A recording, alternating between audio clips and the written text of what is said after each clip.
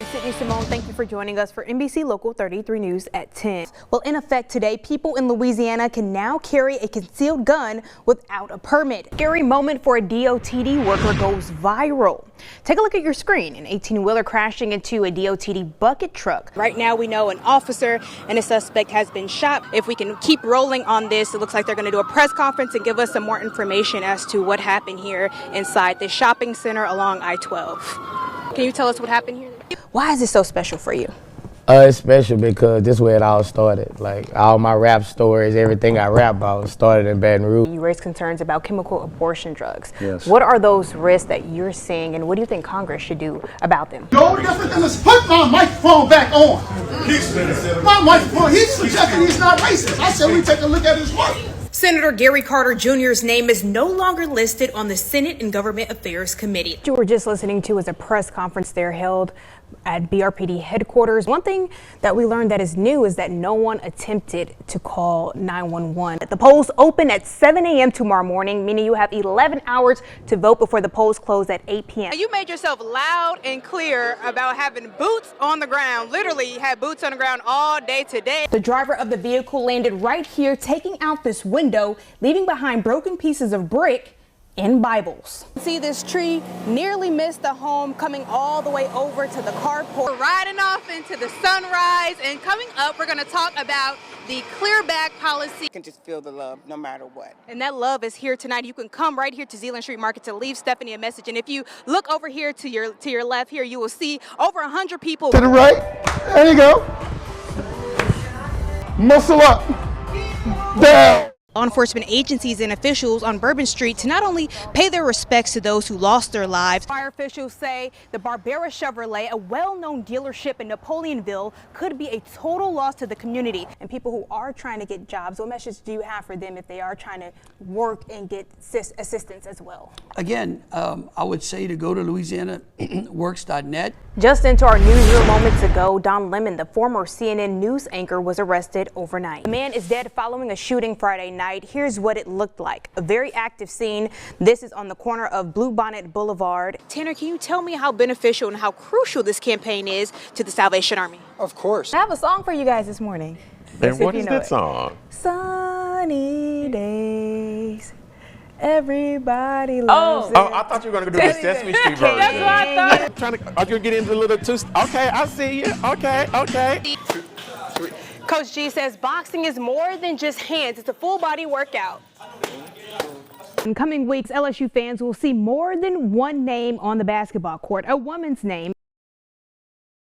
We were walking him to the police car, and when we got in the driveway, he tried to pull away, still handcuffed, still restrained behind his back. He went down to the ground. We went down to the ground with him, and one of my supervisors punched him in the face multiple times. You understand? You want to hurt your baby? Well, hurt you. You understand me?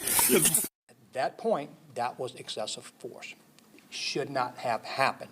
Sheriff Bobby Weber went on to say this all started when deputies responded to a domestic dispute in Perryville around 1:30 a.m. on October 8th. When we were there, he resisted. We was able to safely get the child away from him, but the resisting continued. When they arrived, Darren Ruggiero was seen holding his wife against the wall and a 1-year-old child in the other hand. But he actually took a gun belt off of a deputy, and we had 3 deputies there at the time, more on the way, and we had to fight this guy.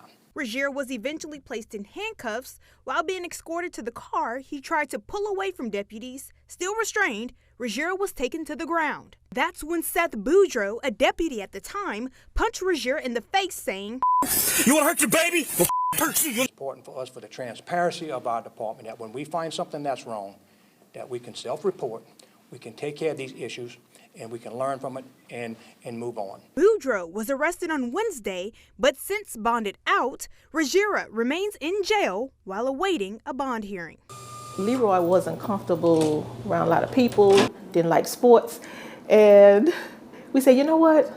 Let's do Lemonade Day and just let him donate money, because donating makes you feel good. You may have seen this bottle in a grocery store, at community events, or LSU games. We did that lemonade stand, and that little boy just loved pouring this lemonade. We didn't even put a price on it. It's Leroy's Lip Smackin' Lemonade, a family business that started as a school project for Sherilyn Hayward's autistic son. The neighborhood started coming and he wasn't afraid, and he was pouring lemonade, pouring it all over most of them. For the Haywards, it wasn't about making a profit. And we let him take the jar to Children's Hospital. The smile on his face, it was priceless. A school competition win sparked a tradition.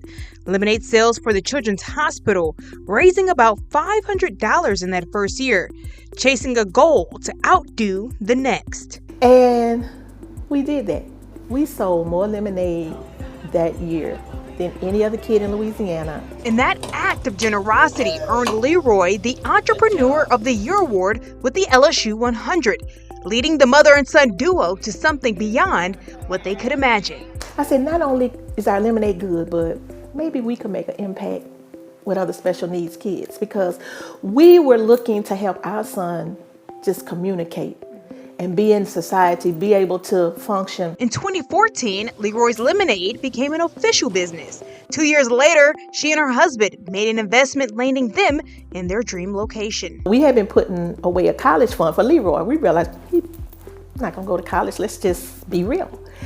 We took that money, we bought a kiosk, and we went in Tiger Stadium for the first day. I was like, oh God, this is so cool. Sherilyn knows the world may not offer her son the same opportunities, but at 19, Leroy is already learning to give back and help run the business. I realized that this gave Leroy purpose. And it's definitely purpose for me. Without Leroy, would I be helping other kids? Would I be trying to sew into the hospital? Probably not. In fact, Sherilyn says Leroy chose the flavor that's now sold at 65 locations across Louisiana. It took us about a week to make the lemonade. And Leroy was always the determining factor, because kids tell you the truth. And the taste we have now is the one he kept saying more. And I was like, this one is good. In addition to running the business, Sherilyn speaks at schools in hopes to work with law enforcement, teaching officers how to better support kids with special needs. And we're going to change the way people look at autism. And like I tell everybody, autism is not a disability, it's a different ability. For Sherilyn, a remarkable woman means wanting to see people succeed, prosper, and do their best. To me, that makes me remarkable. $75,000 donated and 100,000 bottles sold. Through every challenge and every win, Sherilyn says the vision hasn't changed: to give back and take Leroy's Lip Smackin' Lemonade worldwide. You know, they say write the vision and make it plain so others can find. That's what's happening here. And in the words of Sherilyn, once you smack, you come back. Lip smacking. Lip smacking. For Louisiana First News, I'm Sydney Simone. That's what it do. LSU Board of Supervisors will meet today to discuss Brian Kelly. The former head football coach was fired last month and sued the university. Kelly claims his termination was without cause and believes he is entitled to his full buyout of $54 million. Well, the Ascension Parish Sheriff's Office officially opened its new District 3 headquarters after 15 months of construction. The 6,000 square foot facility will serve Prairieville, Dutchtown, Geismar, and parts of Darrow, giving residents a local place to file reports, get accident records, and pay taxes. The facility also features new technology to improve response times and communication with other agencies across the country. We are in the fastest growing parish in the state of Louisiana. The public has demanded that we be able to respond to calls in a sufficient way and to have the appropriate resources to do our job. Well, the facility also features a 24-hour lobby phone that connects directly to dispatch and a new meetup spot in the parking lot for safe online exchanges under constant surveillance. White Light Night is back tonight. That's right, and you can go down and check it out. Charlotte Sams is giving you a preview of what you can expect right now. Charlotte.